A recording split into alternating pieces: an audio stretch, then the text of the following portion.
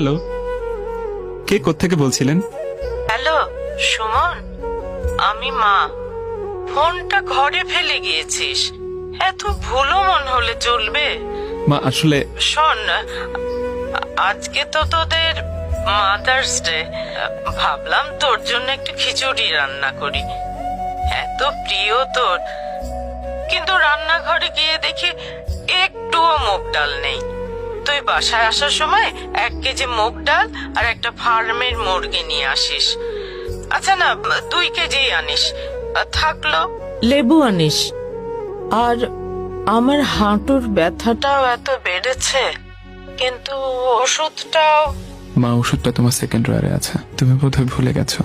আর বাইরে খেয়ে আসিস না, তাড়াতাড়ি বাসায় ফিরিস। আচ্ছা তুই কাজ কর, রাখি রে।